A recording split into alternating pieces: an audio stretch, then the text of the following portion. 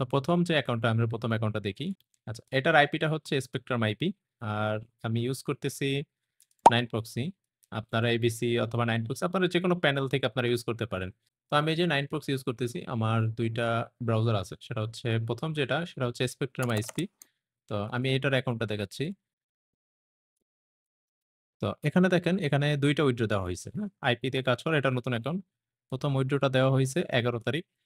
আর পরের যে উইথড্রটা সেটা কিন্তু 13 তারিখ দেওয়া হয়েছে, আপনারা দেখতেই পারতেছেন। প্লাস হচ্ছে $1.5 মতো এটার ব্যালেন্স এখনো আছে। এটা রানিং অ্যাকাউন্ট, এখানে এখনো কাজ করতেছে। অ্যাকাউন্ট কিন্তু পুরোপুরি ঠিক আছে, সেটা দেখতেই পাচ্ছেন। তো দ্বিতীয় অ্যাকাউন্টটাতে এবার আসি। দ্বিতীয় যে অ্যাকাউন্টটা সেটার কিন্তু আইএসপিটা টি মোবাইল।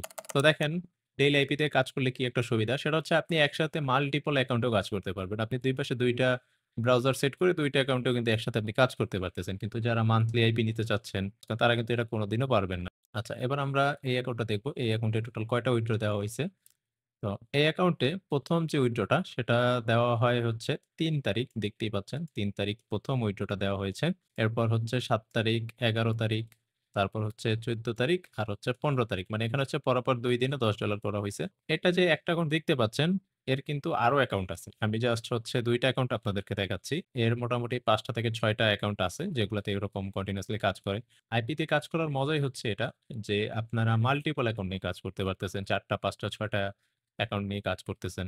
যেটা কিন্তু আপনারা কখনোই বিপিএস অথবা হচ্ছে মান্থলি আইপি তে কিন্তু কখনো এটা করতে পারবেন না। তো এখানে আপনারা পেমেন্ট প্রুফ দেখতেই পাচ্ছেন, এগুলো কিন্তু সবগুলি সাকসেস হয়েছে। আইপি দিয়েও কাজ হয়, আইপি দিয়ে যে কাজ হয় না এমন না, আইপি দিয়েও কাজ হয়, যেটা আমি আপনাদেরকে দেখাচ্ছি। কিন্তু আপনি যদি কাজ জানেন আর আপনি যদি বেসিকটা বুঝতে পারেন, আসলে কোন মেথডে কাজ করতে হবে, কোন ট্রিক্স ফলো করতে হবে, সবকিছুরই কিন্তু আপডেট মেথড থাকে। সার্ভে কখনোই কিন্তু এক নিয়মে সার্ভেতে কখনো কাজ হয় না। আপনাকে প্রতিনিয়ত আপডেট হতে হবে, নতুন নতুন মেথডে কাজ করতে হবে। যদি আপনি নিজেকে আপডেট না করতে পারেন, সার্ভে কাজ কিন্তু আপনাকে দিয়ে হবে না। ভিডিওটা মেক করার কারণ হচ্ছে অনেকেরই প্রশ্ন থাকে, আমাকে অনেকেই এই কোয়েশ্চেনটা করেন যে আইপি দিয়ে আসলে কাজ হয় কিনা, কাজ করা যায় কিনা। অনেকেরই অ্যাকাউন্ট ব্যান হয়ে যাচ্ছে নাইস সার্ভেতে আইপি দিয়ে কাজ করার পর, 9 প্রক্সির আইপি নিয়ে কাজ করার পরই ব্যান হয়ে যাচ্ছে। আপনাকে আইএসপিটা ভালো চুজ করতে হবে, প্রথম কথা হচ্ছে এটা।